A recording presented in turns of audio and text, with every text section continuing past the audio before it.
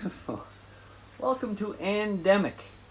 I'm Koady, and we are so happy, and I am super nervous. If you've ever been to an East Pointers show, you'll know that I never read off a sheet. I like to go off script. But I'm super nervous, and I just need to get some of this stuff off to a good start. So, we're going to be reading, I'm going to be reading the first chapter of Anne of Green Gables by Lucy Maud Montgomery. Little background, a week ago we were meant to be playing a festival in New South Wales, and now we're in different countries. And like everyone else, trying to make sense of everything that's happening in the world. Yeah, one thing that hasn't changed at all and might actually be getting stronger is the amazing community that we are a part of, and the way we all care for each other. It's been amazing, and for every bad thing you read or see going on out there, there are so many other great things happening too, and so many people being very kind. So yes, we're wondering what comes next for the East Pointers. But we also heard from back home that the Unison Benevolent Fund, who we partnered with on our CD release tour in Canada, that the people there that support artists in crisis, that they need some help. And so we thought we would get in touch with some friends and who have also had to come off the road and have some fun while raising spirit and raising funds. So if you tune in every night for the next 38 nights, we don't have anywhere to go. You'll be joining either Tim, Jake, or myself, or one of our amazing friends that have agreed to be part of this little project. We're going to be reading a Canadian classic while we can't get together in other ways. The live stream will be available on our page even after it's live, and it will take a moment to come up after we finish, so don't panic, because we want to add captions to it. We're sorry that we can't make the live stream more easily accessible immediately, but physical isolation means we can't ask interpreters in. I think it's going to become pretty evident throughout this that I am not a trained actor. I'm a banjo player, and so this is me being vulnerable. So here we go. This is a beautiful book, by the way. Chapter 1. Mrs. Rachel Lynde is surprised. Mrs. Rachel Lynde lived just where the Avonlea main road dipped down into a little hollow, fringed with alders and ladies' eardrops, and traversed by a brook that had its source away back in the woods of the old Cuthbert place. It was reputed to be an intricate, headlong brook in its earlier course through those woods, with dark secrets of pool and cascade. But by the time it reached Lynn's Hollow, it was a quiet, well-conducted little stream, for not even a brook could run past Mrs. Rachel Lynde's door without due regard for decency and decorum. It probably was conscious that Mrs. Rachel was sitting at her window, keeping a sharp eye on everything that passed, from brooks and children up, and that if she noticed anything odd or out of place, she would never rest until she had ferreted out the whys and wherefores thereof. There are plenty of people in Avonlea and out of it who can attend closely to their neighbour's business by dint of neglecting their own. But Mrs. Rachel Lynde was one of those capable creatures who can manage their own concerns and those of other folks into the bargain. She was a notable housewife. Her work was always done, and well done. She ran the sewing circle, helped run the Sunday school, and was the strongest prop of the Church Aid Society and Foreign Missions Auxiliary. Yet, with all this, Mrs. Rachel found abundant time to sit for hours at her kitchen window, knitting cotton warp quilts. She had knitted 16 of them, as Avonlea housekeepers were wont to tell in odd voices, and keeping a sharp eye on the main road that crossed the hollow and wound up the steep red hill beyond. Since Avonlea occupied a little triangular peninsula jutting out into the Gulf of St. Lawrence, with water on two sides of it, anybody who went out of it or into it had to pass over the hill road, and so run the unseen gauntlet of Mrs. Rachel's all-seeing eye. She was sitting there one afternoon in early June. The sun was coming in at the window, warm and bright. The orchard on the slope below the house was in a bridal flush of pinky white bloom, hummed over by a myriad of bees. That's my first of many. Thomas Lynde, a meek little man whom Avonlea people called Rachel Lynde's husband, was sowing his late turnip seed on the hill field beyond the barn, and Matthew Cuthbert ought to have been sowing his on the big red brook field away over by Green Gables. Mrs. Rachel knew that he ought because she had heard him tell Peter Morrison the evening before in William J. Blair's store over at Carmody that he meant to sow his turnip seed the next afternoon. Peter had asked him, of course, for Matthew Cuthbert had never been known to volunteer information about anything in his whole life. And yet, here was Matthew Cuthbert, at 3:30 on the afternoon of a busy day, placidly driving over the hollow and up the hill. Moreover, he wore a white collar and his best suit of clothes, which was plain proof that he was going out of Avonlea. And he had the buggy and the sorrel mare, which betokened that he was going a considerable distance. Now where was Matthew Cuthbert going, and why was he going there? Had it been any other man in Avonlea, Mrs. Rachel, definitely putting this and that together, might have given a pretty good guess as to both questions. But Matthew so rarely went from home that it must be something pressing and unusual which was taking him. He was the shyest man alive and hated to have to go among strangers or to any place where he might have to talk. Matthew, dressed up with a white collar and driving in a buggy, was something that didn't happen often. Mrs. Rachel, ponder as she might, could make nothing of it, and her afternoon's enjoyment was spoiled. "I'll just step over to Green Gables after tea and find out from Marilla where he's gone and why," the worthy woman finally concluded. "He doesn't generally go to town this time of year, and he never visits. If he'd run out of turnip seed, he wouldn't dress up and take the buggy to go for more. He wasn't driving fast enough to be going for a doctor. Yet something must have happened since last night to start him off. I'm clean puzzled, that's what. And I won't know a minute's peace of mind or conscience until I know what has taken Matthew Cuthbert out of Avonlea today." Accordingly, after tea, Mrs. Rachel set out. She had not far to go. The big, rambling, orchard-embowered house where the Cuthberts lived was a scant quarter of a mile up the road from Lynn's Hollow. To be sure, the long lane made it a good deal farther. Matthew Cuthbert's father, as shy and silent as his son after him, had got as far away as he possibly could from his fellow men without actually retreating into the woods when he founded his homestead. Green Gables was built at the farthest edge of this cleared land, and there it was to this day, barely visible from the main road along which all the other Avonlea houses were so sociably situated. Mrs. Rachel Lynde did not call living in such a place living at all. "It's just staying, that's what," she said, as she stepped along the deep, rutted, grassy lane bordered with wild rose bushes. "It's no wonder Matthew and Marilla are both a little odd, living away back here by themselves. Trees aren't much company, though dear knows if they were, there'd be enough of them. I'd rather look at people. To be sure, they seem contented enough, but then, I suppose, they're used to it. A body can get used to anything, even to being hanged, as the Irishman said." Sorry. With this, Mrs. Rachel stepped out of the lane into the backyard of Green Gables.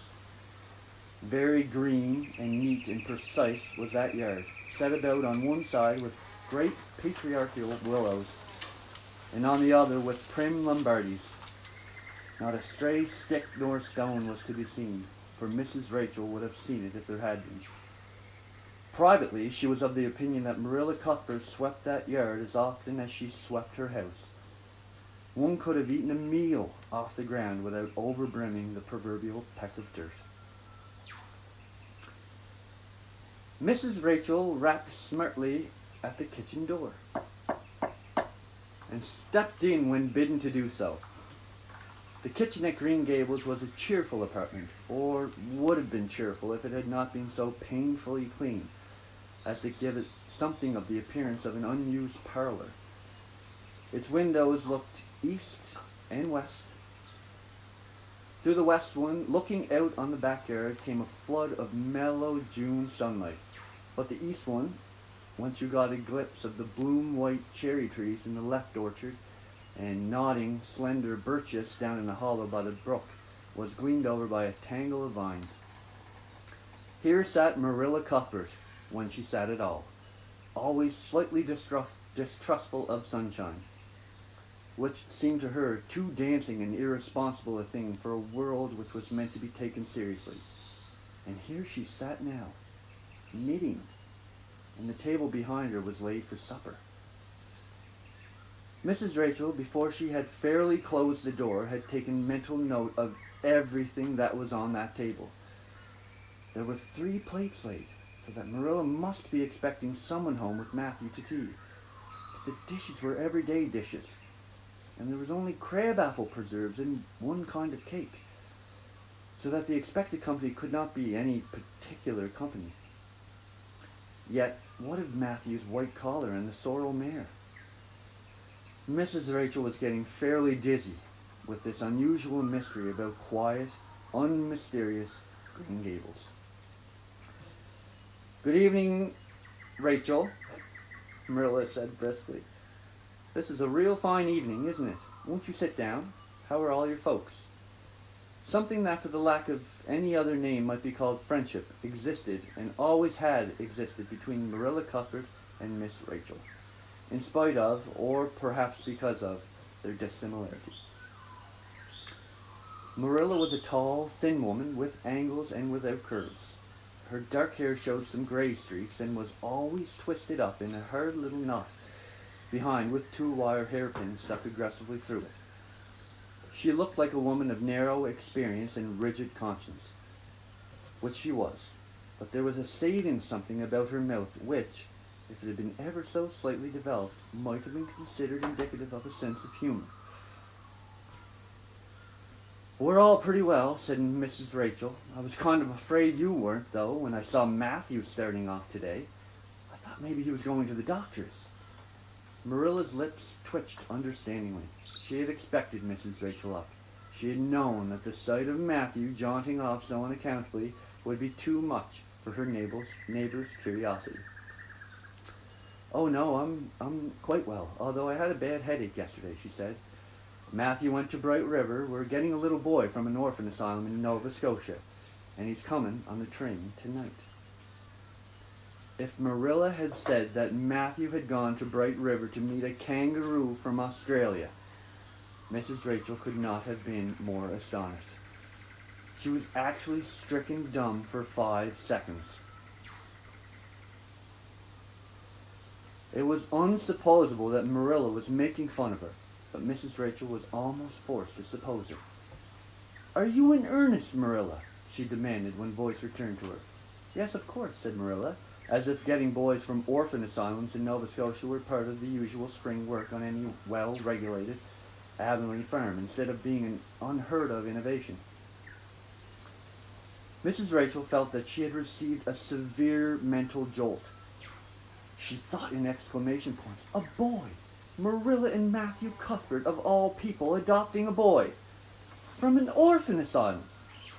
Well, the world was certainly turning upside down. She would be surprised at nothing after this. Nothing. "What on earth put such a notion into your head?" she demanded disapprovingly.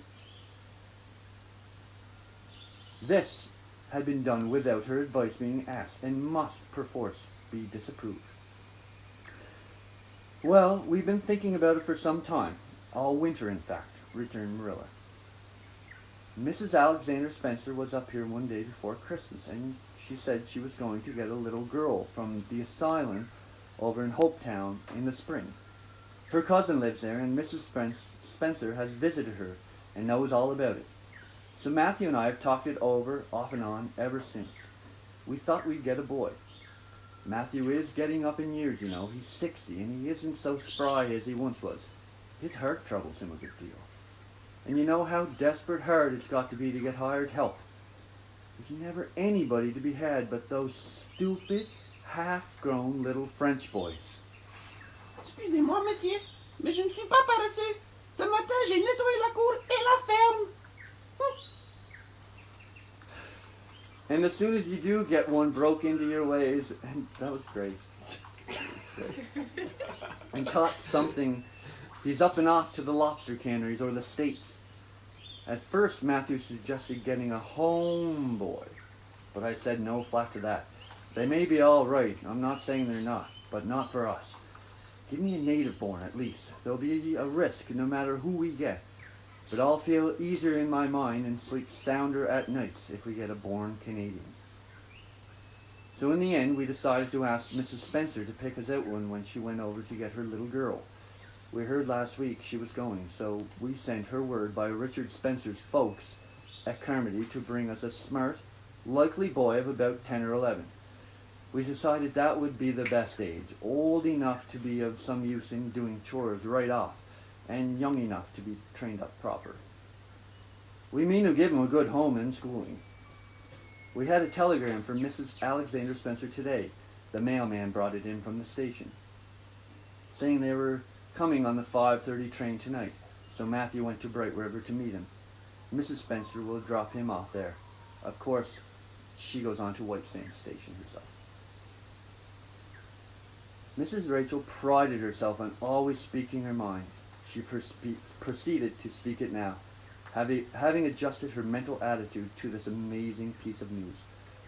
Well, Marilla, I'll just tell you plain that I think you're doing a mighty foolish thing, a risky thing, that's what. You don't know what you're getting. You're bringing a strange child into your house and home, and you don't know a single thing about him. Not what his disposition is like, nor what sort of parents he had, nor how he's likely to turn out. Why, it was only last week I read in the paper how a man and his wife up west of the island took a boy out of an orphan asylum, and he set fire to the house at night. Set it on purpose, Marilla, and nearly burnt them to a crisp in their beds. And I know another case where an adopted boy used to suck the eggs. They couldn't break him of it. If you had asked my advice in the matter, which you didn't do, Marilla, I'd have said for mercy's sake not to think of such a thing, that's what. This job's comforting seemed neither to offend nor alarm Marilla. She knitted steadily on. I don't deny there's something in what you say, Rachel. I've had some qualms myself, but Matthew was terrible set on it. I could see that, so I gave in. It's so seldom Matthew sets his mind on anything that when he does, I always feel it's my duty to give in. And as for the risk, there's risks in pretty near everything a body does in this world. There's risks in people's having children of their own if it comes to that. They don't always turn out well. And then, Nova Scotia is right close to the island. It isn't as if we're getting him from England or the States. He can't be much different from ourselves.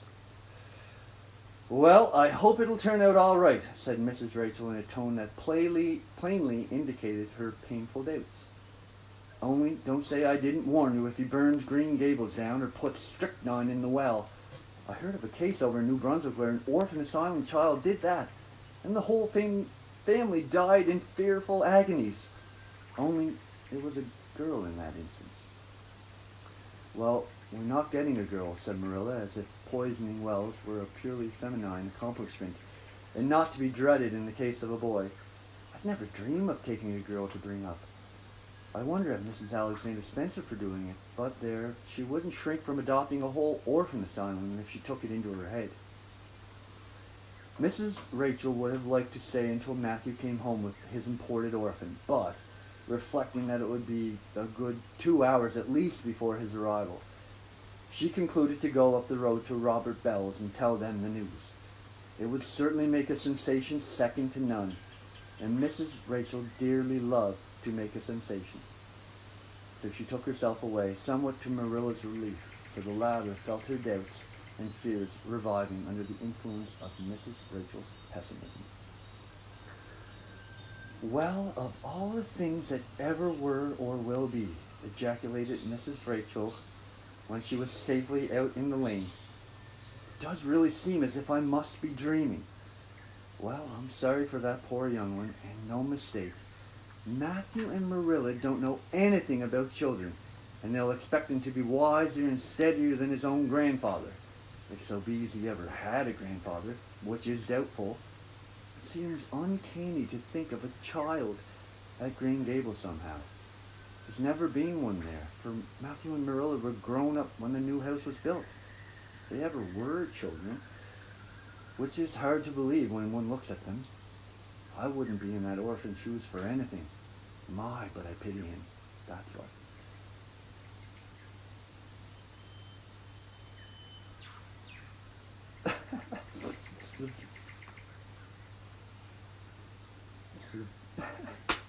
So said Mrs. Rachel to the wild rose bushes out of the fullness of her heart. But if she could have seen the child who was waiting waiting patiently at the bright river. This is hilarious. Waiting patiently at the bright river station at that very moment, her pity would have been still deeper and more profound. I never read this book. This is the first time I've ever read Anne of Green Gables, and I think at every show we talk about Anne of Green Gables, and I feel like such a dumb for not having read it earlier. So that concludes in an embarrassing, with an embarrassing end, chapter 1 of Anne of Green Gables. There's a link below with a GoFundMe page that'll be essentially going for the next 38 days, where you can donate money if you want. We know everybody, money's tight for everybody, not just the arts community. But if you do have a bit of spare money to throw out there, I think that if you read the whole mandate of what we're doing with Unison Benevolent and supporting other artists in the community with, trying to navigate these difficult times, it would be much appreciated. And I don't know if you noticed here, but this was a bit of foreshadowing for tomorrow's reader. Tomorrow, chapter 2, Matthew Cuthbert is surprised, will be read by Emma Watkins, our dear friend, also known as Emma Wiggle. And yeah, thank you so much. I have no idea if the only people tuning in were my family, who told me right before that they were taking bets how many times I would mess up, but it was more likely a bet on how many times I would cry, because I'm a bit of a crier. So join us every night at this time, 7 p.m. Halifax time, for a chapter a night. Don't use Google for whatever reason. Google is broke at the moment. Stay home if you can. Take care of one another. If you're just waking up, good morning. If you're going to sleep, good night. Kindred spirits. We have a beautiful tech team here at Annedemic.